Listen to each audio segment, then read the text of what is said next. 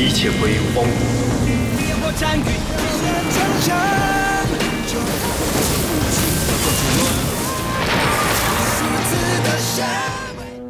我有最后一件事。那些前辈先贤，也不知道你是胖了还是……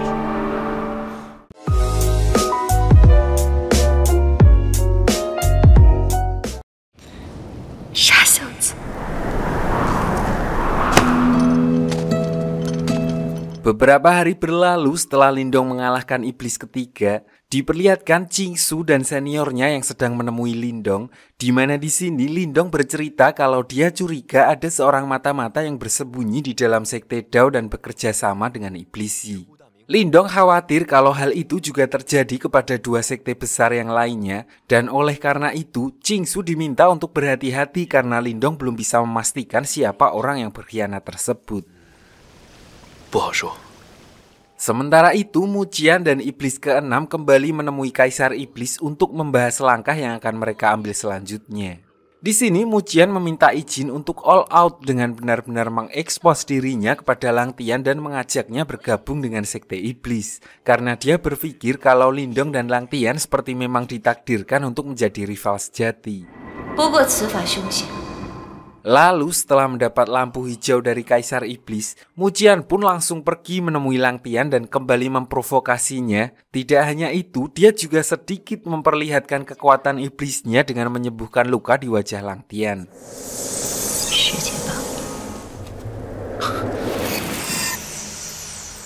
Di sini Lang Tian mulai heran dengan kekuatan Mujian, namun karena sudah terlanjur dibutakan oleh ambisinya, dia tidak menghiraukan hal tersebut dan berjanji untuk benar-benar mengalahkan Lindong. Kembali ke Sekte Dao di mana diperlihatkan ketua sekte yang sedang mengadakan pertemuan untuk membahas kompetisi 3 sekte yang sebentar lagi akan digelar. Di sini Lindong secara pribadi diminta oleh ketua sekte untuk mengikuti pertandingan itu mewakili Sekte Dao. Awalnya Lindong menolak permintaan tersebut karena hal itu tidak ada hubungannya dengan Iblis Yi maupun jimat pelindung. Namun setelah dia melihat peta tempat yang akan dijadikan arena bertanding, Lindong merasakan sesuatu yang mana hal tersebut langsung membuatnya berubah pikiran.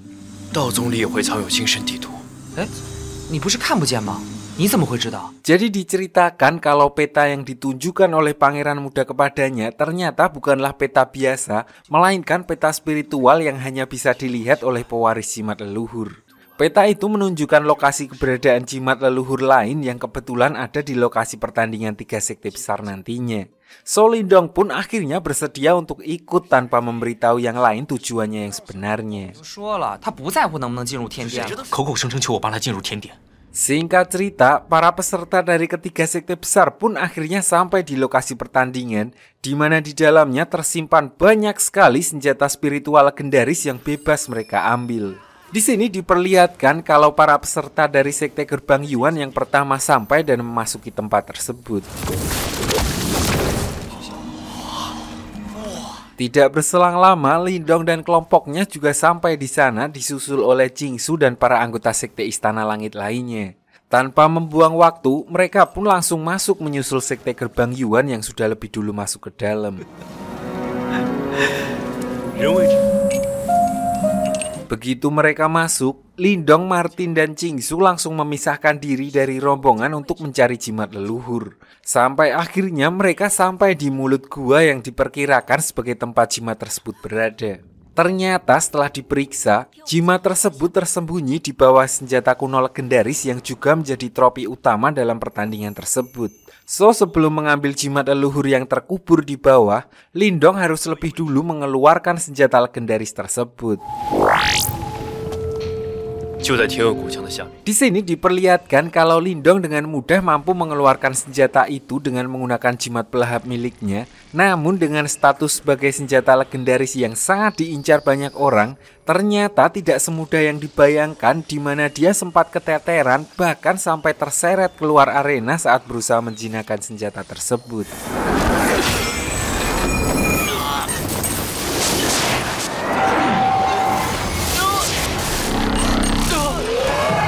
Dari gua tempat itu juga muncul banyak sekali iblis kelelawar yang keluar bersamaan dengan keluarnya senjata tersebut, yang mana hal itu membuat mereka membagi tugas. Lindong dan Jingsu berusaha menaklukkan senjata legendaris, sementara Martin berusaha mengeluarkan jimat leluhur dengan menggunakan jimat petir miliknya. Jingsu yang berusaha menolong Lindong pun mengikutinya sampai keluar arena pertandingan, dan tanpa dia sadari, Lang Tian tiba-tiba muncul di belakangnya dan langsung menyandranya. Lang Tian lalu memaksa Lindong untuk menyerahkan jimat pelahap miliknya, bahkan dia tidak segan-segan menyerang mereka berdua demi mendapatkan jimat tersebut. Namun tidak berselang lama, Lang Tian menyadari kalau iblis dari arena pertandingan sudah semakin banyak dan membahayakan. So dia pun memilih untuk mundur dan meninggalkan mereka berdua di sana. Di sisi lain, Martin yang sudah mengerahkan seluruh kekuatannya untuk mengambil jimat leluhur pun akhirnya pingsan, yang mana hal itu membuat Mucian yang sebelumnya diam-diam masuk ke sana langsung memanfaatkan kesempatan itu dan dengan mudah dia dapat mengambil jimat leluhur yang masih berada di bawah.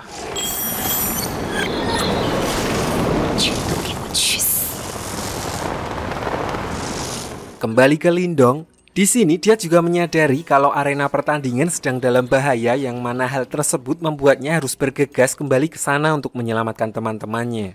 Namun Lindong sedikit terlambat karena ternyata begitu dia sampai di sana, para murid dari Sekte Dao dan Istana Langit sudah pontang-panting menghadapi serangan dari iblis kelelawar. Sampai-sampai salah satu di antara mereka harus mengorbankan diri demi menyelamatkan rekan-rekannya, dan pangeran muda tewas di depan Lindong karena terkena racun dari iblis kelelawar.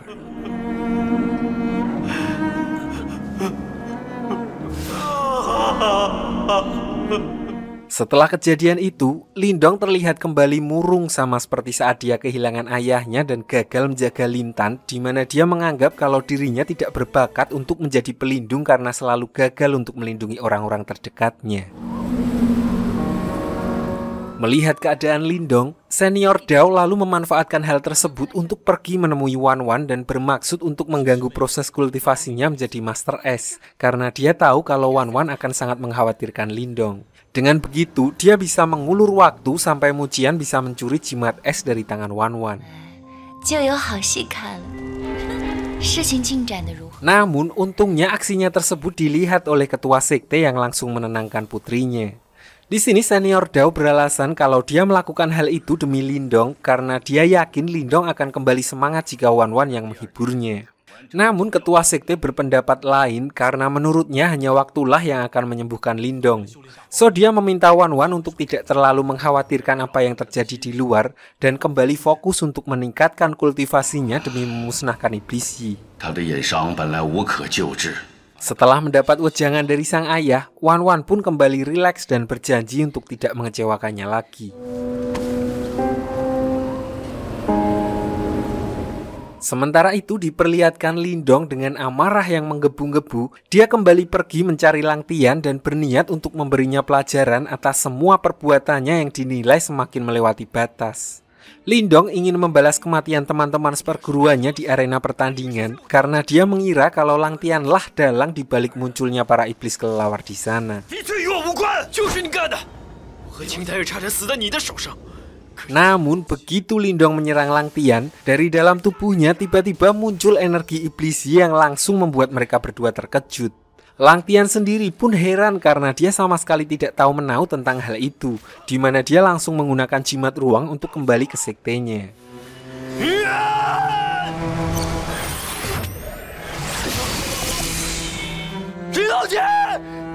Sekembalinya ke sekte gerbang Yuan, begitu dia melihat Mucian, Lang Tian langsung emosi dan menuduh Mucian lah yang membuatnya menjadi seperti itu. Dan akhirnya di sini Mucian pun mengungkapkan jati dirinya yang asli dan menjelaskan apa yang terjadi pada tubuh Lang Tian. Di mana sebelumnya saat menyembuhkan luka di wajah Lang Tian, dia diam-diam juga mentransfer roh iblis ketujuh yang dulu sempat dia selamatkan sebelum dimusnahkan oleh Lindong. Lalu karena Lang Tian juga sudah dibutakan oleh ambisi untuk menjadi yang terkuat dan mengalahkan Lindong, Lang Tian pun akhirnya jatuh ke dalam hasutan Mucian untuk mengabdi kepada Kaisar Iblis. Setelah berhasil meyakinkan Lang Tian, Mucian lalu membawanya langsung menemui Kaisar Iblis dan lagi-lagi karena tergiur dengan kekuatan yang ditawarkan kepadanya, Lang Tian akhirnya meresmikan dirinya menjadi bagian dari sekte Iblis dengan berjanji untuk membantu sang Kaisar mendapatkan tubuh fisiknya kembali. 帮助魔皇殿下，我一定会尽全力的。可以让你功力往常来。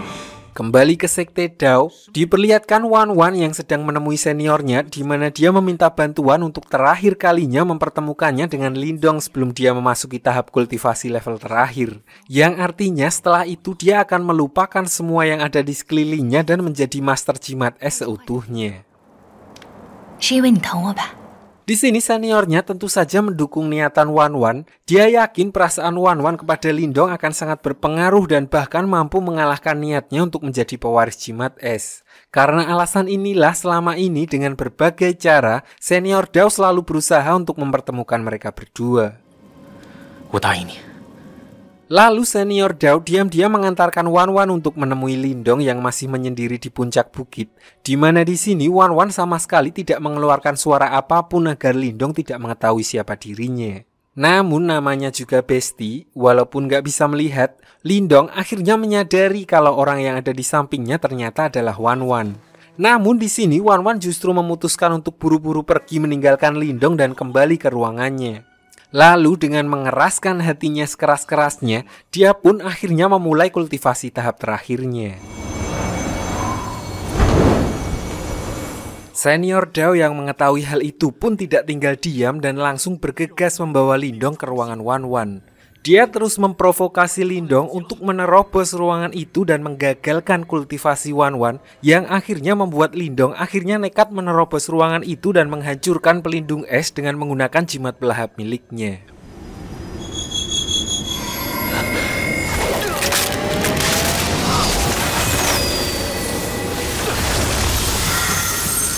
Setelah menghentikan proses kultivasi itu, Lindong lalu mengungkapkan perasaannya kepada Wan Wan dan berkata kalau dia tidak perlu lagi menjadi pewaris jimat es, di mana mereka akhirnya memutuskan untuk kabur dari sana agar bisa bersama seperti dulu.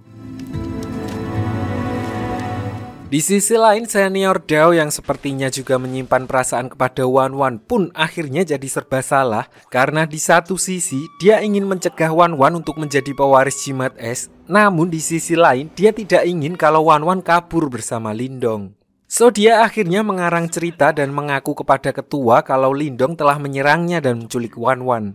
Namun reaksi ketua sekte ternyata di luar dugaan, di mana beliau justru berkata untuk percaya kepada takdir dan membiarkan mereka berdua pergi. 你先去疗伤吧。 Sementara itu diperlihatkan Qingsu yang sedang didatangi oleh salah satu murid dari senior gerbang Yuan, yang mana kedatangannya ternyata adalah untuk mengungkapkan kecurigaannya terhadap Mucian. Dia menilai kalau Qingsu sendiri juga menyadari hal yang sama setelah Qingsu menyelinap ke sekte gerbang Yuan beberapa bulan lalu. Dan dari pertemuan itu, mereka berdua pun akhirnya sepakat untuk bersama-sama menyelidiki Mucian. 王九丁太进宫，多谢清楚师妹。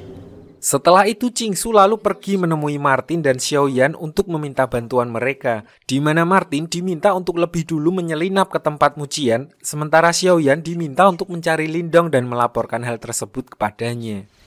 好，你说。 Sementara itu Lindong dan Wan Wan yang sebelumnya sudah pergi meninggalkan sekte Dao, mereka kembali ke arena pertandingan untuk mengecek jimat leluhur yang dia kira masih ada di sana. Namun begitu sampai di tempat itu, Lindong justru bertemu dengan roh leluhur yang ternyata adalah pemilik dari jimat purba yang sebelumnya tersimpan di sana. Leluhur jimat lalu memberitahu Lindong kalau jimat purba sudah lebih dulu dicuri oleh orang lain. Dan karena itu, beliau meminta Lindong untuk segera merebutnya kembali. Dengan kekuatannya yang tersisa, dia lalu menyembuhkan kembali mata Lindong dan memberikan armornya sebagai bekal untuk melawan iblis Yi. Tidak berselang lama, Xiaoyan juga muncul di tempat itu dan Lindong akhirnya memutuskan untuk memberikan armor tersebut kepadanya agar tidak jadi beban-beban amat. Singkat cerita, Xiaoyan lalu membawa Lindong ke tempat Qingsu untuk membicarakan langkah mereka selanjutnya, di mana Lindong lalu mengerucutkan dugaannya yang juga mengarah kepada Mucian. Karena selain Lindong dan Lang Tian seharusnya tidak ada lagi yang mengetahui keberadaan jimat tersebut. Dan menilai dari kedekatan mereka, Lang Tian mungkin sudah lebih dulu memberitahukan lokasi jimat tersebut pada Mujian. Untuk memastikan hal itu, Qingsu lalu memutuskan untuk pergi lebih dulu ke Sekte Gerbang Yuan untuk menemui salah satu senior yang mendatanginya, sekaligus menyusul Martin yang tidak ada kabarnya sampai sekarang. Namun begitu Qingsu sampai di sana, murid senior Gerbang Yuan lain menghadangnya dan tidak membiarkannya masuk ke wilayah sekte mereka. Walaupun sudah dijelaskan kalau kedatangannya adalah untuk menyelidiki Mujian yang terindikasi berhubungan dengan Iblisi, namun orang itu tetap tidak percaya dan akhirnya pertarungan di antara mereka pun terjadi. Melihat rekannya yang sudah mulai kalap, senior tadi lalu menyuruh Qingsu meninggalkan tempat itu dan senior jahat yang satunya lagi tiba-tiba gelap mata di mana dia secara tidak sengaja malah menusuk rekannya dan serangannya tersebut pun dibalas yang akhirnya membuatnya rungkat.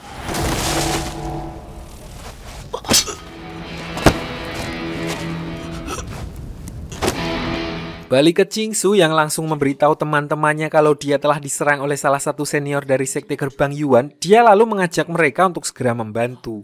Namun Lindong menyadari kalau sosok tersebut bukanlah Qingsu karena dia tidak memakai jepit rambut yang sebelumnya diberikan olehnya. Di mana tanpa ragu, Lindong pun langsung menyerang sosok tersebut yang ternyata tidak lain adalah Mujian. Begitu penyamarannya terbongkar, dia pun langsung mengurung Wan Wan dan Xiaoyan sebelum melarikan diri yang otomatis langsung dikejar oleh Lindong. Namun Lindong yang hanya seorang diri pun akhirnya tidak berdaya begitu Mujian menjebaknya dalam genjutsu yang menyerang mentalnya dengan membuat ilusi seolah-olah Lang Tian tewas karena perbuatannya.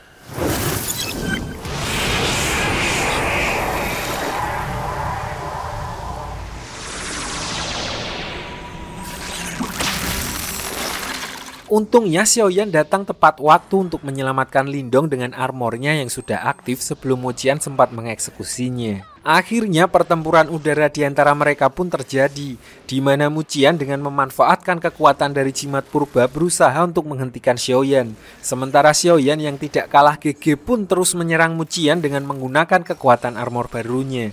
Sampai akhirnya ulti yang dilancarkan Xiaoyan pun mengenai Mujian dan langsung melenyapkannya hingga hanya menyisakan emblem roh miliknya.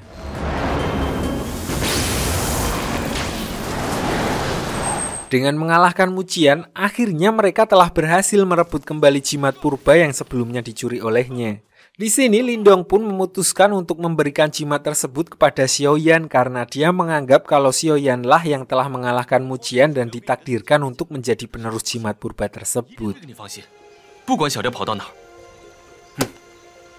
Dengan begitu, kini mereka telah mendapatkan 5 jimat leluhur yaitu jimat pelahap milik Lindong, jimat es yang ada pada Wan Wan, jimat guntur pada Martin, jimat kegelapan yang kini dipegang oleh Lintan, dan jimat purba yang baru saja didapat oleh Xiaoyan. Sementara jimat dimensi kini masih ada di tangan Lang Tian dan menyisakan 2 jimat yang tersisa yaitu jimat kehidupan dan jimat api. Setelah beres urusan dengan Mujian, mereka pun langsung bergegas menuju Sekte Gerbang Yuan untuk memeriksa keadaan Martin. Lalu saat mereka sedang memeriksa kamar Mujian, Xiaoyan mencium hal yang aneh dengan cermin milik Mujian yang membuat Lindong tidak sengaja masuk ke dimensi iblis melalui cermin tersebut. Melihat hal itu, Xiaoyan dan yang lainnya pun menyusul Lindong dan ikut masuk ke dalam cermin itu. Di dalam, mereka akhirnya menemukan Martin yang sebelumnya juga tidak sengaja masuk ke sana dan akhirnya ditangkap oleh Mujian. Martin pun langsung menjelaskan kalau kolam yang ada di hadapan mereka kemungkinan adalah persembunyian Kaisar Iblis dan tempatnya mengumpulkan energi. Dengan percaya diri, Lindong pun langsung menggunakan jimat leluhurnya untuk memancing Kaisar Iblis keluar dari dasar kolam. Namun mereka dibuat terkejut karena ternyata yang keluar justru adalah Lang Tian yang langsung merebut emblem roh Mujian dari tangan Xiaoyan. Dengan meningkatnya kekuatan Lang Tian secara drastis setelah menyerap energi kolam iblis, dia pun langsung menyerang Lindong dan yang lainnya dengan niat untuk mengambil semua jimat leluhur dari tangan mereka. Untungnya senior gerbang Yuan yang bekerja sama dengan mereka datang dan mengalihkan perhatian Lang Tian, sehingga Lindong dan yang lainnya berhasil kabur dari tempat tersebut.